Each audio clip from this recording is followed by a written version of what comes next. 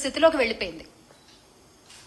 మొన్న తిరుపతిలో లక్ష్మి అనే ఆవిడ, మనందరికీ తెలుసు, జనసేన తిరుపతి ఇన్ఛార్జ్ అని చెప్పే కిరణ్ రాయల్ గారి వల్ల నాకు అన్యాయం జరిగింది, నాకు నయవంచన జరిగింది, నన్ను అతను వేధిస్తున్నాడు, నన్ను ఆదుకోండి అన్నా చంద్రబాబు నాయుడు గారు, పవన్ కళ్యాణ్ గారు అని అరిస్తే బయటకొచ్చి గొంతెత్తి అడిగితే కూటమి రాజకీయంతో పాటు పోలీసు వ్యవస్థ కూడా కలిసిపోయి ఆమెని జైలుకి పంపించే వరకు ఎవరు నిద్రపోలేదు. ఆ లక్ష్మి అనే ఆవిడ ఏ రాజకీయ పార్టీకి సంబంధించిన ఆవిడ కాదు. వివాదాలకు దూరంగా ఉంటూ భర్తను పోగొట్టుకుని పిల్లలతో జీవిస్తున్నటువంటి సగటు మహిళ. ఆమెకు జరిగిన అన్యాయాన్ని గుర్తెరిగి ఆమె బయటకొచ్చి దాని నుంచి బయటకొచ్చి మళ్లీ తన కుటుంబ జీవన పోషణ కోసం తనకు జరిగిన అన్యాయం నుంచి బయటపడితే తను ఆ కిరణ్ రాయల్కి ఇచ్చినటువంటి 1,30,00,000 తనకి తిరిగి వస్తే తన కుటుంబానికి ఉపయోగపడతాయి అని చెప్పి నమ్మి ఈ కూటమి ప్రభుత్వాన్ని సహాయం అడిగితే ఏం చేశారండి?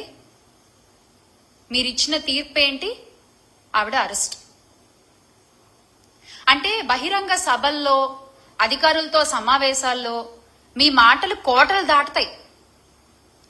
మహిళలకి ఏమన్నా అన్యాయం జరిగితే కడుపు రగిలిపోతుంది, కడుపు తరుక్కుపోతుంది. మహిళల safety is my utmost priority అని మాట్లాడినటువంటి గొంతులు ఈ రోజున ఎందుకు ఒక్క మాట కూడా మాట్లాడట్లేదు? మీ పార్టీ నాయకుడేగా. ఎందుకని? అంటే ఇవన్నీ మాటల వరకేనా? చేతల్లో ఇవేం కనపడవా? ఒక ఆవేశం, అదంతా ఏమైపోయింది? ఈ రోజున ఆవేశం అంతా ఏమైపోయింది? లేకపోతే ఏమన్నా డ్యూటీ దిగారా? చెప్పండి. జస్ట్ అంటే ఏమైనా గ్యాప్ తీసుకున్నారా? మళ్ళీ మీరు డ్యూటీ ఎక్కాక ఇవన్నీ చూస్తారా?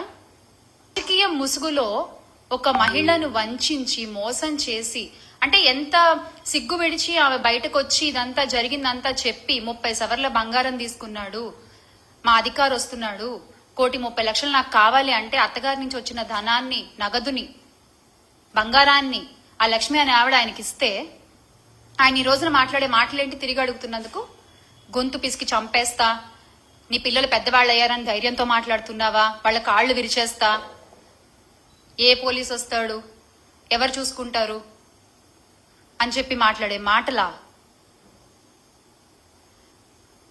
పార్టీ అధినాయకుడేమో మహిళల ప్రయారిటీ మాకు ముఖ్యం, మహిళల రక్షణ మాకు అట్మోస్ట్ ప్రయారిటీ అని మాట్లాడతాడు. కానీ ఆ పార్టీలో ఉండేటువంటి నాయకులు మాత్రం చేసే పనులేమో ఇవి. అంటే ఈ ఆధారాలన్నీ పట్టుకుని ఆ సగటు మహిళ పోలీస్ స్టేషన్ కి వెళ్లి ఫిర్యాదు చేద్దాం అనుకుంటే కనీసం కంప్లైంట్ కూడా తీసుకోరా అండి పోలీసులు? ఇదేం అన్యాయం అసలు? ఏం రాజ్యం నడుస్తోంది ఇక్కడ? ఇదే గత 5 ఏళ్లలో చూసుకుంటే ఫోన్లో దిశ యాప్ ని నొక్కిన, ఫోన్ ని షేక్ చేసిన, ఆడపిల్లలపై అన్యాయం చేయాలనుకున్న వాళ్ళని షేక్ చేసేలా, వాళ్ళ అంతు చూసేలా పనిచేసిన వ్యవస్థలో ఉన్న ఈ రాష్ట్రంలో ఈ రోజున మహిళలు భయంగా బతుకుతున్నారు. అరే ఇంత జరుగుతున్నా ఒక్కళ్ళు నోరెత్తరు, ఒక్కళ్ళు నోరు తెరిచి మాట్లాడరు. ఈ లక్ష్మి గారి విషయమనే కాదు, కూటమి ప్రభుత్వం అధికారంలోకి వచ్చిన దగ్గర నుంచి ఆడపిల్లలపై, చిన్న పిల్లలపై ఎన్ని అఘాయిత్యాలు జరిగాయండి, ఎన్ని అన్యాయాలు జరిగాయి?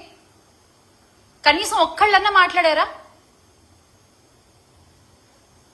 మన రాష్ట్ర హోంమంత్రి అనిత గారు మాత్రం పేరుకి మాత్రం హోమ్ మినిస్టర్, ప్రచారాలకే పరిమితం అవుతున్నారు, ఆవిడ ప్రకటనలకే పరిమితం అవుతున్నారు. పోలీస్ వ్యవస్థ హోమ్ మినిస్టర్ చేతిలోనే కదా ఉంటుంది. ఎందుకు దాన్ని మీరు కట్టుదిట్టంగా చేయలేకపోతున్నారు? రాష్ట్రంలో గంజాయి సాగు చేసిన, ఆడపిల్లలకి అన్యాయం చేయాలన్న ఆలోచన వచ్చిన ఆ రోజే వాడికి ఆఖరి రోజు అని చంద్రబాబు నాయుడు గారు చిలక పలుకులు పలికారు కదా. చంద్రబాబు నాయుడు గారు ఈ రోజున ఆడపిల్లలకు అన్యాయం చేసిన ప్రతి ఒక్కడు కాలర్ ఎగరేసుకుంటూ తిరుగుతున్నాడు బయట. ఇంకా చెప్పాలంటే ఆ ఆడపిల్లలకి అదే చివరి రోజు అయింది కొన్ని సందర్భాల్లో. దానికి మీరు ఇచ్చే సమాధానం ఏంటండి? దానికి మీరు ఇచ్చే సమాధానం ఏంటి? తొక్కి పట్టి నార తీస్తాం. ఆడపిల్లల జోలికొస్తే తొక్కి పట్టి నార తీస్తాం, నడు వంచి దెబ్బలు కొడతాం అని చెప్పినటువంటి పవన్ కళ్యాణ్ గారు ఏది తొక్కలేదు, నారాలేదు. మహిళలకు అన్యాయం చేయడం ఒక రాయల్టీగా ఫీల్ అవుతున్నారు జనాలు. మహిళలకి అన్యాయం చేస్తే ఏం కాదులే అంటే వాళ్ళలో ఒక వణుకు, ఒక భయం అనేది తగ్గిపోయింది. ఎందువల్ల? ఒక కట్టుదిట్టమైన వ్యవస్థ లేకపోవడం వల్ల. గత 5 సంవత్సరాలు ఇలా లేదే. ఆడపిల్లల జోలికి రావాలంటే వణుకు పుట్టేది ఒళ్ళంతా. ఎందుకంటే వేగంగా శిక్ష పడుతుంది, వేగంగా పోలీసులు అక్కడికి చేరుకుంటారు, నేరస్తుడు తప్పించుకునే టైం కూడా ఉండేది కాదు. అంత ధైర్యంగా బతికిన మహిళలు ఈ రోజున కూటమి ప్రభుత్వంలో గుండెలు అరచేత్త పట్టుకుని బతుకుతున్నారు. అయినా ఇలా తప్పులు చేసే వాళ్ళందరికీ కూడా కూటమి ప్రభుత్వం మద్దతు పలుకుతూ ఉందంటే నాకు ఆశ్చర్యం వేస్తుంది ఒక్కసారి. మళ్ళీ కిరణ్ రాయల్ గారి విషయంలో అంటే ఆఘ మేఘాల మీద లక్ష్మి గారిని అరెస్ట్ చేయడానికి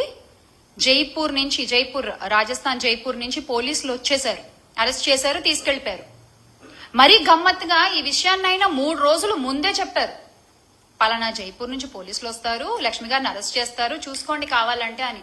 ఎగ్జాక్ట్ గా ఏదో కథ చెప్తే సినిమా తీసినట్టుగా ఎగ్జాక్ట్ గా అలాగే జరిగింది. కరెక్ట్ గా 3 days తర్వాత. అంత కరెక్ట్ గా ఎలా తెలుసు మీకు? మీరే ప్లాన్ చేశారా? మీరు చేసిన అన్యాయాలు బయట పెడుతున్నారని చెప్పి, మీకు ఎదురుగా ఒక మహిళ నిలబడి పోరాడుతోందని చెప్పి మీరే ప్లాన్ చేశారా?